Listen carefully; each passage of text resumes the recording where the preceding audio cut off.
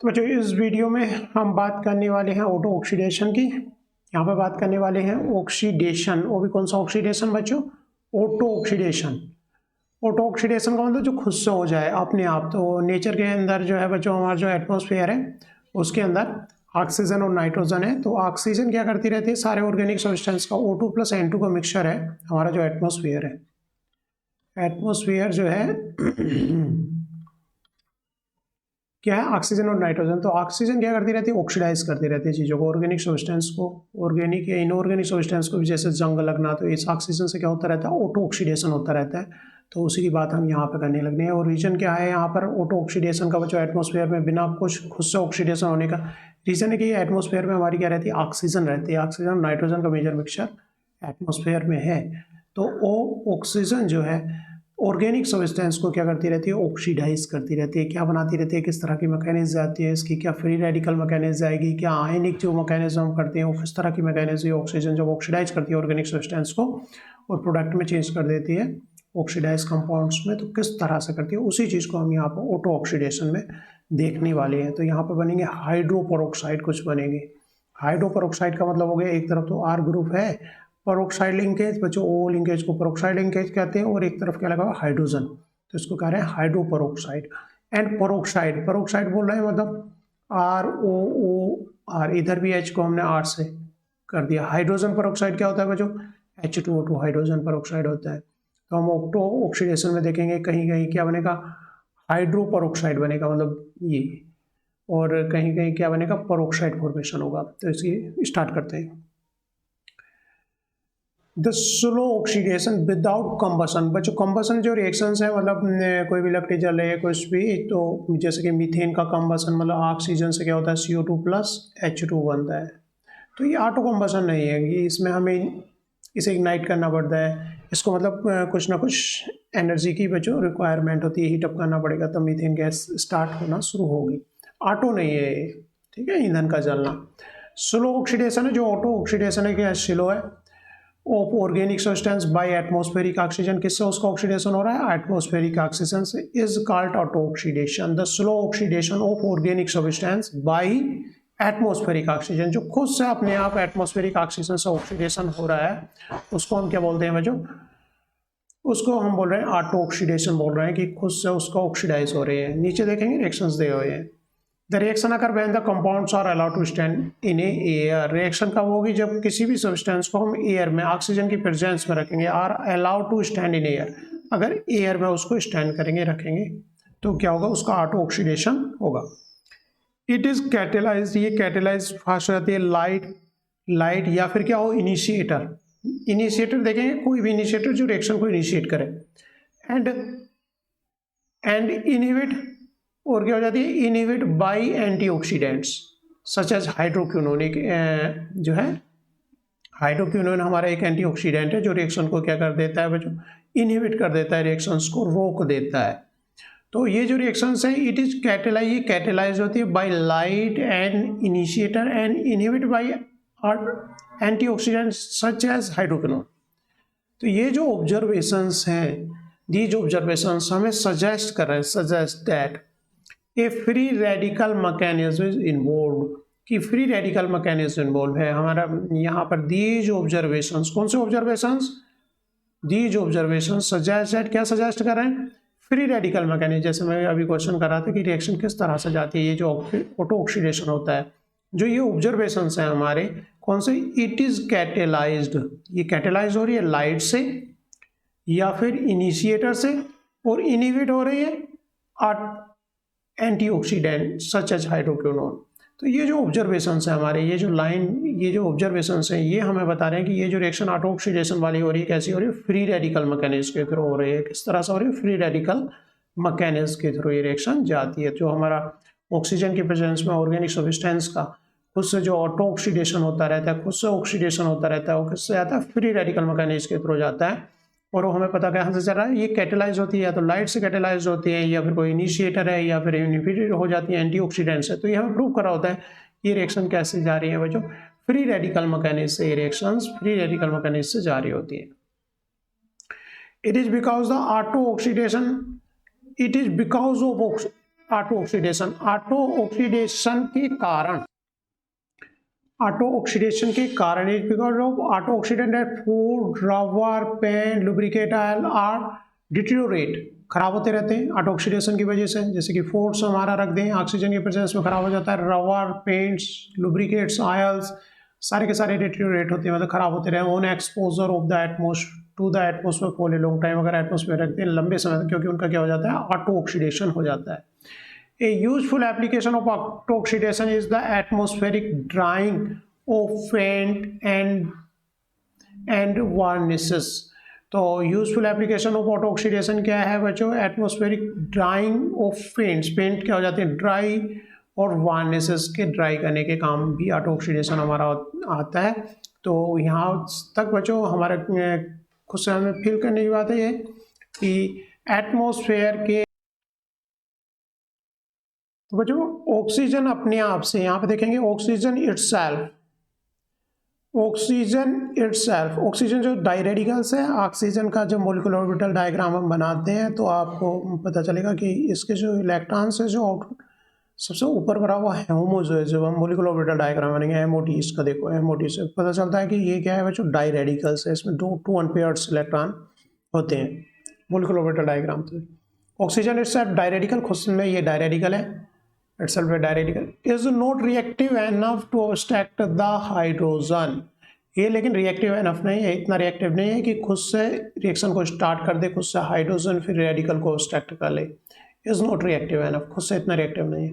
But परंतु if a trace of free radical, अगर free radical की कोई ट्रेस है, is produced by some initiating step, ये लेकिन कहीं से फ्री रेडिकल आर डैश, जैसे कि यहाँ पे दिखाया हुआ, कहीं से इनिशिएटर आ गया और उसने रिएक्शन को इनिशिएट कर दिया, फ्री रेडिकल अवेलेबल वहाँ पर है, it react with the oxygen to give, oxygen से रिएक्शन करेगा, which obstruct the hydrogen the following is, और फिर रिएक्शन स्टार्ट होगी। तो यहाँ पे क्या कह रहे हैं कि हम ऑक्सीजन खुद से डायरेडिकल है ऑक्सीजन, लेकिन इतना खुद से इज नॉट रिएक्टिव एनफ, खुद से इतना रिएक्टिव नहीं है, डायरेडिकल है लेकिन खुद से इतना रिएक्टिव नहीं है। बट इफ द ट्रेस मतलब काफ़ी कम amount, trace of free radical, अगर कहीं से फ्री रेडिकल है, अगर प्रोड्यूस्ड हो गया बाई सम इनिशिएटिंग स्टेप, किसी स्टेप से, इट रिएक्ट विद ऑक्सीजन, और रिएक्शन ऑक्सीजन से रिएक्शन कर सकता है। देखते हैं आगे रिएक्शन को। तो बच्चों ये कोई ट्रेस अमाउंट में कोई रेडिकल प्रेजेंट आ गया, किसी इनिशिएटिंग स्टेप से ये इनिशिएट हो गया, तो ये ऑक्सीजन से रिएक्शन कर सकता है और आगे इस तरह जोड़ सकता है, और ये फर्दर जो ऑर्गेनिक सब्सटेंस है उससे हाइड्रोजन को ऑब्स्ट्रैक्ट कर सकता है। ये फिर रेडिकल क्या कर सकता है, इस हाइड्रोजन को ऑब्स्ट्रैक्ट कर सकता है। तो आर जो ऑर्गेनिक सब्सटेंस हो गया, क्योंकि अब फ्री रेडिकल बन गया है, ये फ्री रेडिकल अब ऑक्सीजन से रिएक्शन करके इस तरह से ओ जुड़ सकता है, जो फर्दर हाइड्रोजन ऑब्स्ट्रैक्ट करके, और इस तरह से रिएक्शन क्या होती जाएगी, प्रोपोगेट होती जाएगी, और हमारा क्या बनता जाएगा, उसका हाइड्रोजन पेरोक्साइड बनने लगेगा आर का, हाइड्रोजन ऑब्स्ट्रैक्ट होने के बाद। तो इसको रिएक्शन को एक बार देख लेते हैं। सपोज कहीं से इनिशिएटर से आर फ्री रेडिकल अवेलेबल है, कहीं से हमारा इनिशिएटिंग स्टेप से मिल गया, तो ऑक्सीजन वैसे इटसेल्फ अपने आप में रिएक्टिव नहीं है, लेकिन फ्री रेडिकल इससे रिएक्शन कर सकता है। तो यहाँ फ्री रेडिकल मैकेनिज्म में हम हाफ हेडेड एरोस दिखाते हैं इस तरह से। तो इस तरह से क्या जुड़ गया, आर डैश जो है ऑक्सीजन से इस तरह जुड़ जाएगा, और यहाँ पर क्या बन गया, ओ फ्री रेडिकल। अब ये जो है, ये आपका कोई ऑर्गेनिक सब्सटेंस है, कोई एटमॉस्फेयर में हवा में आपने रख दिया, तो उससे क्या कर सकता है, प्रोटॉन ऑब्स्ट्रैक्ट, ये फ्री रेडिकल प्रोटॉन ऑब्स्ट्रैक्ट कर सकता है। तो इस तरह से ये जो इस रिएक्शन को स्टार्ट कर दिया खुद से, OOH हो गया, लेकिन हमारा क्या मिल गया, अब जो ऑर्गेनिक कंपाउंड था उसमें आर फ्री रेडिकल मिल गया, क्योंकि इसका एक इलेक्ट्रॉन इधर गया, एक इलेक्ट्रॉन कहाँ पर गया, आर पर गया। तो इस तरह रिएक्शन स्टार्ट हो गई। अब इसका ऑक्सीडेशन, ये अब जो एटमॉस्फेयर के अंदर ऑक्सीजन है उससे रिएक्शन कर सकता है, आर फ्री रेडिकल ये यहाँ पर, तो यहाँ पर क्या जुड़ गया, ROO फ्री रेडिकल, और ये फर्दर क्या करेगा, RH से जो वहाँ पर हमारा ऑर्गेनिक कंपाउंड रखा है हमें, उससे फर्दर प्रोटॉन एक्सट्रैक्ट करेगा, फिर फ्री रेडिकल बनाएगा। इस तरह से ये जो है रिएक्शन प्रोपोगेट होती जाएगी, और हमें इनिशिएटर में केवल एक किसी इनिशिएटर की नीड थी। तो ये हो गया प्रोपोगेशन, आगे स्टार्ट हो गया। ठीक है, तो इस तरह फर्दर रिएक्शन आगे को स्टार्ट होती जाएगी। आगे फर्दर ये बना है, फिर से प्रोटॉन लेगा, फिर आर रेडिकल बनेगा, R radical further atmospheric oxygen से रिएक्शन कर ले, ये और फिर फ्री रेडिकल बन जाए, इस तरह से प्रोपोगेशन होता जाएगा। As with the other free radical reactions, जैसे कि free radical reaction, resonance stabilisation of tertiary benzylic and allylic free radical, the obstruction of these hydrogen generally facilitated. तो बच्चों जो प्रोटॉन हम यहाँ पर उठा रहे हैं RH, तो कौन सा हाइड्रोजन, हाइड्रोजन तो बहुत तरह के होते हैं, लेकिन अधिकतर ये जो हाइड्रोजन ऑब्स्ट्रक्ट होता है वो होता है बच्चों फ्री रेडिकल रिएक्शंस में, जो होता है बेंजाइलिक होता है या फिर एलाइलिक होता है या फिर टर्सरी हाइड्रोजन ऑब्स्ट्रक्शन होता है, क्योंकि वो फ्री रेडिकली स्टेबलाइज होते हैं। हम यहाँ पे बात करें जो हाइड्रोजन, यहाँ जो फ्री रेडिकल आया तो ये जो कंपाउंड है इसमें बहुत सारा तरह के हाइड्रोजन हो सकते हैं, लेकिन कौन सी सबस्ट्रेट इजीली रिएक्शंस करेंगे, कौन सा हाइड्रोजन ऑब्स्ट्रक्ट होगा, तो उसके लिए हम बोल रहे हैं या तो होगा टर्सरी या फिर एलाइलिक हाइड्रोजन जो होगा डबल बॉन्ड से लगा हुआ नेक्स्ट कार्बन का जो हाइड्रोजन होता है, या फिर क्या होगा बेंजाइलिक हाइड्रोजन होगा, क्योंकि ये हाइड्रोजन ऑब्स्ट्रक्ट होंगे फ्री रेडिकली ब्रेक होंगे तो क्या बना बेंजाइल, और ये रेजोनेंस स्टेबलाइज है, ये रेजोनेंस इस तरह से, तो यहाँ पर आ गया डबल बॉन्ड, यहाँ पर ये डबल बॉन्ड, ये डबल बॉन्ड, और यहाँ क्या बना फ्री रेडिकल। ऐसे ही अगर एलाइलिक हाइड्रोजन है तो स्टैक्ट होने के चांसेस है, जो फ्री रेडिकल हमारा है वो किसको, एलाइलिक हाइड्रोजन को स्टैक्ट करेगा जो है होगा। तो ये फ्री रेडिकल कौन से को, इस हाइड्रोजन को स्टैक्ट करने के बजाय ये यहाँ पर अदर हाइड्रोजन, क्योंकि एलाइल पे फ्री रेडिकल बनेगा, अगर ये ब्रेक हुआ तो एक इलेक्ट्रॉन इसका, एक इलेक्ट्रॉन ब्रेक हुआ कार्बन पे, तो एलाइल फ्री रेडिकल क्या है, रेजोनेंस स्टेबलाइज है, रेजोनेंस स्टेबलाइज इस तरह से ये बना।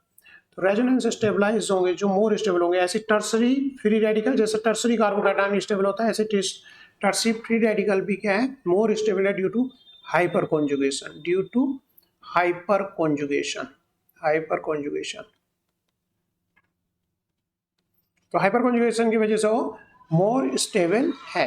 तो इसलिए हम ये कह रहे हैं यहाँ पर जो हाइड्रोजन का ऑब्स्ट्रक्शन का हम करा रहे हैं, जो सबस्ट्रेट से करा रहे हैं, तो कौन से कंपाउंड से जिनसे इजीली होगा, जैसे कि बच्चों इससे कौन सा एलाइलिक पोजीशन से हाइड्रोजन ऑब्स्ट्रक्ट होने के चांस है, यहाँ फ्री रेडिकल बनेगा जो फर्दर ऑक्सीजन से, ये फ्री रेडिकल कौन सा फ्री रेडिकल, कौन सा हाइड्रोजन ऑब्स्ट्रक्ट होगा, ये वाला हाइड्रोजन, इसके चांसेस ज़्यादा है किसके कंपेरिजन में, यहाँ पर जो हाइड्रोजन्स लगे हैं या यहाँ पर जो हाइड्रोजन्स लगे हैं इनके कंपेरिजन में। तो या फिर यहाँ पर एक ही बात है, यहाँ से उठाओ या फिर यहाँ से उठाओ, तो यहाँ पर जो है बच्चों और हाइड्रोपेरोक्साइड का फॉर्मेशन यहाँ पर हो गया, ऑक्सीजन लग जाएगा किस तरह से, यहाँ पर फ्री रेडिकल बन गया, वो ऑक्सीजन से रिएक्शन करेगा, फर्दर ये बन गया जो हाइड्रोजन ऑब्स्ट्रक्ट फर्दर कर लेगा। ऐसी टर्सरी से भी चांसेस है हाइड्रोजन के उठने के, क्योंकि यहाँ पर जो फ्री रेडिकल इससे बना होगा टर्सरी मोर स्टेबल फ्री रेडिकल बना होगा, यहाँ से फ्री रेडिकल ये बना होगा, मिथाइल मिथाइल लगे हुए और यहाँ पर पीएच लगा हुआ, बल्कि मिथाइल का क्यों नहीं उड़ा, क्योंकि वो स्टेबलाइज है नहीं। रेजोनेंस स्टेबलाइज जहाँ से उठेगा, क्योंकि फ्री रेडिकल क्या होना चाहिए, मोर स्टेबल फ्री रेडिकल होना चाहिए, इसके लिए आपको फ्री रेडिकल की स्टेबिलिटी देखनी होगी, मोर स्टेबल फ्री रेडिकल। जैसे कि इस सबस्ट्रेट पे देखो ऑक्सीजन लगी है तो O2 कहाँ पे लगी है, तो पहला तो काम यही है कि यहाँ से हाइड्रोजन का ऑब्स्ट्रक्शन होगा, टर्सरी से हुआ होगा, क्योंकि टर्सरी फ्री रेडिकल क्या होता है, मोर स्टेबल होता है, तो इस तरह से पेरोक्साइड लिंकेज यहाँ पर लगी है।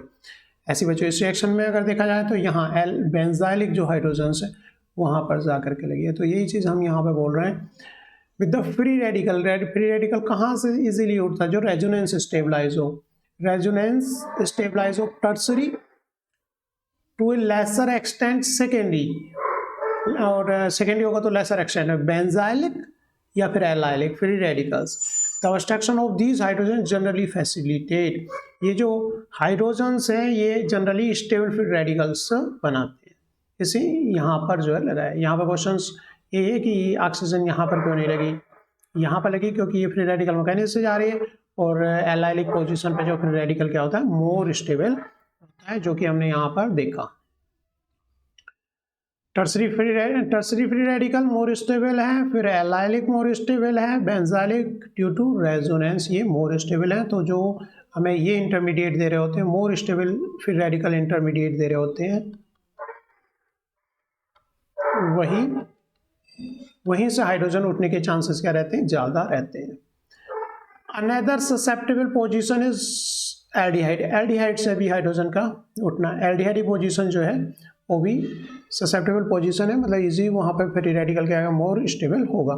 The alpha positions of ether are also easily attached by oxygen, free radical की बच्चों एक विशेषता है कि यहाँ पर इलेक्ट्रॉन डोनेटिंग और इलेक्ट्रॉन विड्रॉइंग ग्रुप दोनों ही फ्री रेडिकल को स्टेबल बनाते हैं। जैसे कि यहाँ पर है, तो यहाँ पर बच्चों यहाँ पर भी रेजोनेंस ऑक्सीजन है, तो उसके पास लोन पेयर है, तो क्या करेगा, इसको स्टेबलाइज करेगा। इसलिए ईथर में भी CH ईथर लिंकेज है, वहाँ से हाइड्रोजन का अब्स्ट्रैक्ट होना फ्री रेडिकली ईजी होता है, क्योंकि ये क्या रहता है, रेजोनेंस में रहता है ये फ्री रेडिकल। और ये फ्री रेडिकल क्या है, मोर स्टेबल फ्री रेडिकल है ड्यू टू दिस डिलोकलाइजेशन। तो इसीलिए यहाँ पे कह रहा था alpha position of ethers, ether की अल्फा पोजीशन, जैसे कि ये ईथर लिंकेज है, ईथर की अल्फा पोजीशन मतलब इस कार्बन पर जो हाइड्रोजन है, are also easily attacked by oxygen, oxygen द्वारा इजीली अटैक हो जाएंगी, क्योंकि यहाँ पर पहले क्या होगा, फिर रेडिकल का ऑब्स्ट्रक्शन होगा, हाइड्रोजन का ऑब्स्ट्रक्शन होगा, फिर रेडिकल बनेगा और उस पर वो फर्दर रिएक्शन करेगा। किस वे में रिएक्शन करेगा, वो फिर रेडिकल बन गया होगा, तो ऑक्सीजन के डबल बॉन्ड पर, जैसे कि हमने इधर देखा, इस तरह से रिएक्शन हो करेगा ऑक्सीजन, फिर रेडिकल जनरेट हो गया हाइड्रोजन ऑब्स्ट्रक्शन से, वो यहाँ पर अटैक करेगा और ऑक्सीजन लग जाएगी, जो कि फिर फर्दर हाइड्रोजन ऑब्स्ट्रैक्ट कर लेती है। तो इस तरह से कुछ ये रिएक्शंस गई होंगी। तो यहाँ ये हाइड्रोजन ऑब्स्ट्रैक्ट होना, क्योंकि इससे जो फ्री रेडिकल यहाँ पर बनेगा वो काफ़ी स्टेबल है, और इस तरह से यहाँ पर पेरोक्साइड लिंकेज अटैच हो गई है।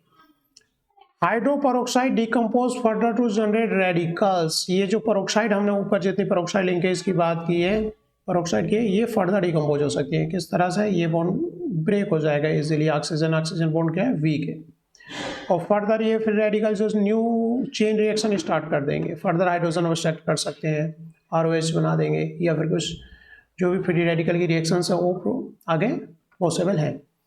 आगे बच्चों, the auto oxidation of organic compound is usually inhibited मतलब रोकी जा सकती है by the addition of antioxidant, अगर उनमें क्या ऐड कर दें, एंटीऑक्सीडेंट्स ऐड कर दें, जैसे कि यहाँ पर HI ऐड कर दिए ये फ्री रेडिकल रिएक्शन में, तो ये क्या करेगा, हाइड्रोजन ऑब्स्ट्रैक्ट करेगा, और ये जो ए फ्री रेडिकल बना, ये अपने आप में स्टेबल फ्री रेडिकल है। एंटीऑक्सीडेंट इस तरह के होते हैं जिनके फ्री रेडिकल्स क्या है, मोर स्टेबल होते हैं, तो ये मोर स्टेबल रहेगा, मोर स्टेबल तो क्या रहेगा, लेस रिएक्टिव होगा। मोर स्टेबल का मतलब क्या होता है, less reactive. The auto oxidation of organic compound is usually inhibited by addition of antioxidant, antioxidant को ऐड करके हम क्या कर सकते हैं, ऑटो ऑक्सीडेशन को रोक सकते हैं, इनहिबिट कर सकते हैं, इनहिबिट मतलब रोक सकते हैं, दीज कम कर सकते हैं। These compound which are usually phenols, कौन के ये एंटीऑक्सीडेंट कौन से हैं, जैसे कि बच्चों फिनोल्स हैं, क्योंकि फिनोल का जो फिर रेडिकल होगा रेजोनेंस स्टेबलाइज होगा। इस तरह के जो रेजोनेंस स्टेबलाइज जिनके फ्री रेडिकल हैं, वही क्या होते हैं, इनहिबिटर का काम करते हैं, inhibited by the addition of antioxidant. These compound which are usually phenols है, सेकेंडरी एमीन्स है, destroy the chain carrying radicals, chain reaction को क्या कर देंगे, डिस्ट्रॉय कर देंगे। ये फर्दर प्रोटॉन स्टार्ट करता है, ये जो फ्री रेडिकल बनता है वो फर्दर रिएक्शन पार्टिसिपेट करता है, लेकिन ये फ्री रेडिकल क्या मोर स्टेबल है, तो लेस रिएक्टिव है, फर्दर आगे रिएक्शन पार्टिसिपेट हो नहीं करेगा। द रेडिकल ए, तो हमने किसी रिएक्शन में अगर ये इनहिबिटर डाल दिया है तो रिएक्शन वहाँ पर रुक जाएगी, क्योंकि radical a is resonance stabilise, ये जो है इस तरह का कोई रहेगा जो कि जैसे कि फिनोल वगैरह हो गए, रेजोनेंस स्टेबलाइज होंगे एंड रिलेटिवली अनरिएक्टिव होंगे, फिर वो इतने रिएक्टिव नहीं होंगे relatively. It is not capable of initiating a fresh chain, uncapable होंगे, कैपेबल नहीं होंगे further fresh chain reaction start करने में। इट इज डिस्ट्रॉयड, खुद डिस्ट्रॉय हो जाएंगे बाय आइदर कम्बिनेशन, इस तरह से ये फ्री रेडिकल जो एग्जिस्टिंग फ्री रेडिकल है उनसे कंबाइन करके विद पेरोक्सी रेडिकल और विद ए सिमिलर रेडिकल, या फिर खुद के सिमिलर रेडिकल से ही वो कंबाइन हो जाएंगे इस तरह से। तो नेक्स्ट है बच्चों, हमने यहाँ पर देखा हाइड्रोपेरोक्साइड का फॉर्मेशन देखा, यहाँ पर देखें पेरोक्साइड्स का फॉर्मेशन ऑफ पेरोक्साइड किस तरह से होता है। तो बच्चों क्यूप्रस क्लोराइड की प्रेजेंस में the peroxy groups, peroxy group can be introduced, मतलब इंट्रोड्यूस किए जा सकते हैं। इंट्रोड्यूस मतलब यहाँ पर पेरोक्सी लिंकेज को कहीं पर इंट्रोड्यूस कर सकते हैं, एंटर कर सकते हैं, इस तरह से हमने लिंकेज बना दी, OR इंट्रोड्यूस कर दिया बेंजीन रिंग में। Can be introduced into organic compounds bye treatment with hydroperoxide in the hydroperoxide in the presence of cuprous chloride की प्रेजेंस में, और अदर कैटेलिस्ट जैसे कोबाल्ट हो गया, मैग्नीज साल्ट भी यूज कर सकते हैं। Very high yield can be obtain.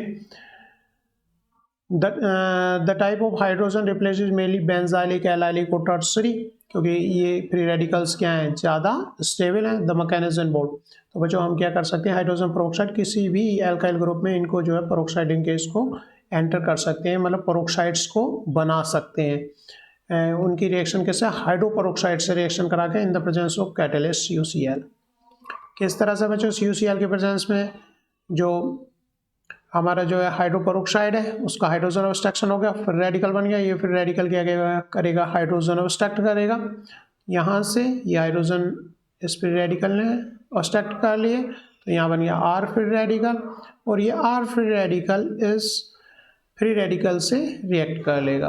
तो इस तरह से हम क्या बना सकते हैं, पेरोक्साइड का फॉर्मेशन कर सकते हैं, पेरोक्साइड। तो बच्चों यहाँ पे हमने देखा कि कोई भी चीज़ जो है अगर एटमॉस्फेयर में रखी है, ऑक्सीजन की प्रेजेंस में रखी है, जो कि ऑक्सीजन है, तो उसका ऑक्सीडेशन होता रहता है, कोई भी ऑर्गेनिक सब्सटेंस है तो रिएक्शन किस तरह से होती है, कोई भी इनिशिएटर इनिशियली अगर प्रेजेंट है तो क्या करता है, ऑक्सीजन अपने आप में इतनी रिएक्टिव नहीं है, लेकिन इनिशिएटर की हमें थोड़ी सी नीड होती है। एटमॉस्फेयर में इम्प्योरिटीज में अगर वो है तो क्या करता है, उसके साथ में रिएक्शन स्टार्ट करता है, तो वहाँ से क्या बन जाते हैं, पेरोक्सी फ्री रेडिकल बन जाते हैं, जो कि हाइड्रोजन फर्दर ऑब्स्ट्रक्ट करते हैं, जो कि मैकेनिज्म हमने यहाँ पे देखी है।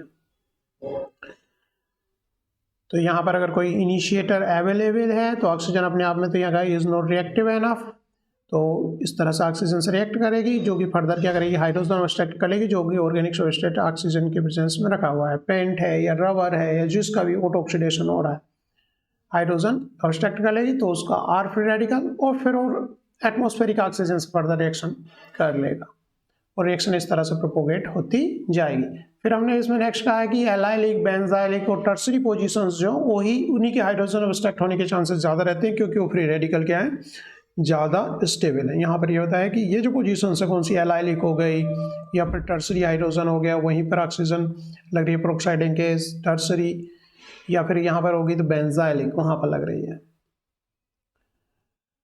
और जैसे कि एल्डिहाइड पोजीशन भी है, और दूसरा हमने बताया बच्चों ईथर वाला जो हाइड्रोजन अल्फा हाइड्रोजन होता है वो भी काफ़ी सेंसिटिव है, इसके लिए वहाँ पर भी पेरोक्साइड केस लग जाती है। हाइड्रोपेरोक्साइड का फॉर्मेशन वहाँ पर भी हो जाता है, और ये जो हाइड्रोपेरोक्साइड्स हैं ये अब ऑक्सीजन ऑक्सीजन बॉन्ड जो है बच्चों ब्रेक होकर के फर्दर दूसरी रिएक्शन में आगे प्रोपोगेट हो सकती है, न्यू चेन रिएक्शंस यहाँ पर स्टार्ट हो सकती है फ्री रेडिकल बन करके, वो फर्दर हाइड्रोजन ऑब्स्ट्रक्ट करेंगे फ्री रेडिकल और आगे। ऑटो ऑक्सीडेशन को रोका जा सकता है बच्चों एंटीऑक्सीडेंट्स डाल करके, क्योंकि उनके जो फ्री रेडिकल होते हैं स्टेबल होते हैं, तो लेस रिएक्टिव होते हैं। फॉर्मेशन ऑफ पेरोक्साइड बच्चों कॉपर क्लोराइड के प्रेजेंस में हाइड्रोपेरोक्साइड और जिस ऑर्गेनिक कंपाउंड में करना, अगर वो लेंगे तो इस तरह से, क्योंकि हमने नीचे मैकेनिज्म देखी, इस वे में उसका जो है बच्चों इंट्रोड्यूस की जा सकती है पेरोक्सी ग्रुप को। तो बच्चों इतना था इसके बारे में, थैंक यू।